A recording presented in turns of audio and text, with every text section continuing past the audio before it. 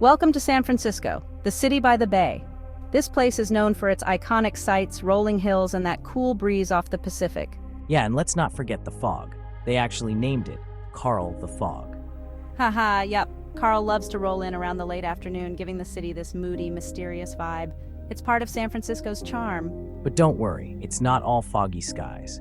When the sun breaks through, it's gorgeous. Bright blue skies, sparkling water, and some of the best city views you'll ever see. We're taking you on a tour of San Francisco, hitting up the most famous spots and a few local gems. Whether you're here for the food, the sights, or just the experience, there's something for everyone. And don't forget, if you're planning your trip, check out the links in the description.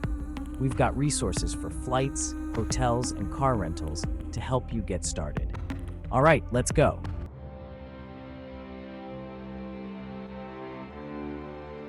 First up, you can't come to San Francisco without seeing the Golden Gate Bridge. This bright red beauty is an international icon. Did you know it's not really red? It's called International Orange. Fancy, right?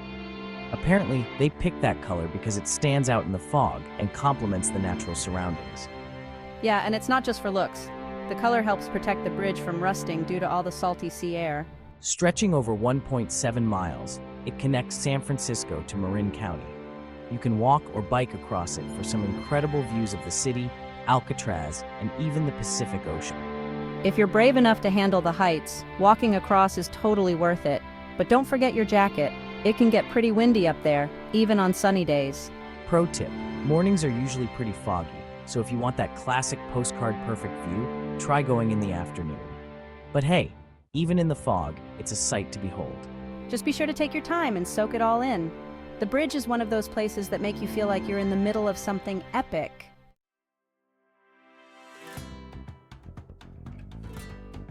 Next stop, Fisherman's Wharf. You've got street performers, local seafood stalls, and all the smells and sounds of the harbor. It's touristy, sure, but it's still a must-see. And speaking of seafood, you've got to try the clam chowder in a sourdough bread bowl. It's practically a San Francisco tradition. There's just something about eating warm, creamy chowder while looking out at the bay. Pier 39 is the highlight for a lot of people. You've got shopping, restaurants, and best of all, the sea lions. You can hear them barking from a mile away, and when you get closer, you'll see dozens of them lounging around on the docks. Haha, yeah, they've pretty much taken over the place, and they're hilarious to watch. They're loud, lazy, and occasionally a little feisty, but they always put on a show. Pro tip, the best time to see the sea lions is in the late morning or early afternoon when they're most active. Grab a coffee, sit back, and enjoy the show. Plus, if you're looking for souvenirs, Pier 39 has plenty of quirky shops where you can find everything from San Francisco-themed t-shirts to locally made crafts.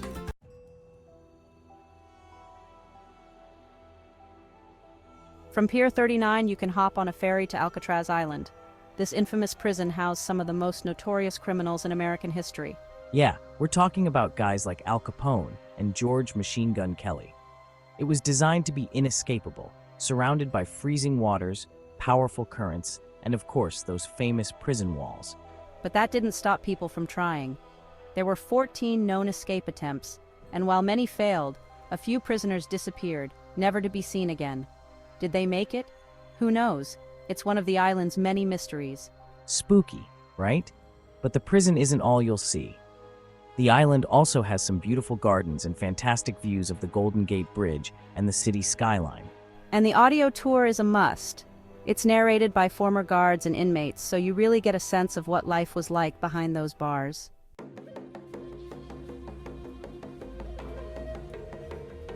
Now, if you want to dive into a different side of San Francisco, head to Chinatown. It's the largest Chinatown outside of Asia and one of the oldest in North America, filled with history and amazing food. You've got to try the dim sum, little bite-sized portions of deliciousness. You'll find dumplings, buns, and all kinds of savory treats. There are so many hidden gems here, just follow your nose. And it's not just about food. Chinatown is steeped in history. Be sure to visit Portsmouth Square, where you can watch locals practice Tai Chi and explore the Chinese Historical Society of America Museum. Pro tip: wander off the main tourist drag, Grant Avenue, to find smaller alleyways filled with traditional herbal shops, tea houses, and art galleries. There's so much culture to soak in. And of course, Don't forget to snap a picture under the Dragon's Gate. It's the grand entrance to Chinatown and one of the most photographed spots in the neighborhood.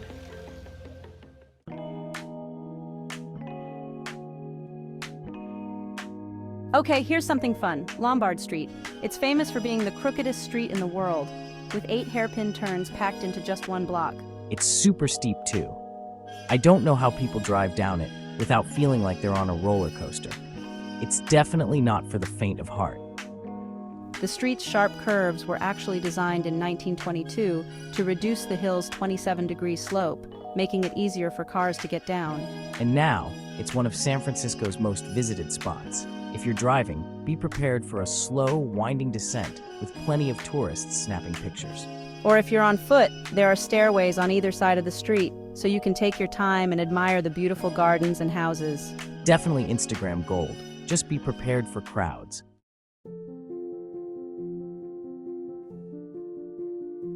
Next up, the Painted Ladies. These colorful Victorian houses at Alamo Square are iconic. You've probably seen them in countless movies and TV shows, including Full House. The houses themselves are stunning, but what makes this spot truly special is the view. You've got the Painted Ladies in the foreground and the city skyline in the background. It's picture perfect. Plus, Alamo Square is a great spot for a picnic or just to chill out and take in the scenery. It's a quiet little oasis in the middle of the city. And if you're into architecture, the Victorian-style homes all around the neighborhood are worth a walk. You'll see intricate details, bright colors, and plenty of charm.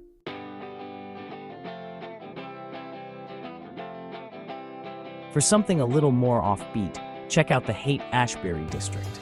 This neighborhood was the epicenter of the 1960s counterculture movement. Think peace, love, and rock and roll.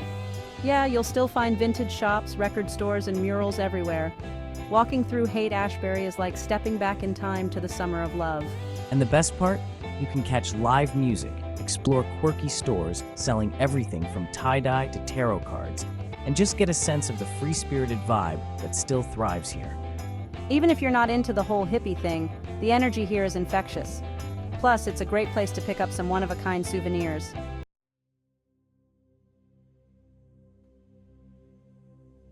Need a break from the hustle and bustle?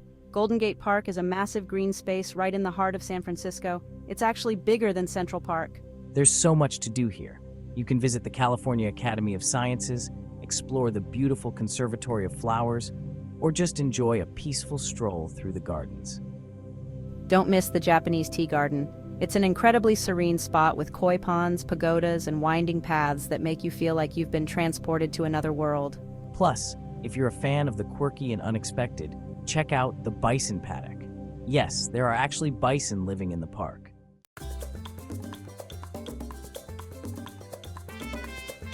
Last but definitely not least, we're heading to the Mission District. This neighborhood is known for its vibrant Latino culture, incredible street art, and amazing Mexican food. If you're a foodie, this is the place to be. Grab a Mission-style burrito. They're huge, packed with flavor, and pretty much a local legend. Trust me, you won't leave hungry. While you're here, take some time to explore the murals, especially in Balmy Alley. These murals are not just art. They tell stories about the neighborhood's history, culture, and struggles. It's an open-air gallery that changes all the time. Every time you visit, you're likely to find something new.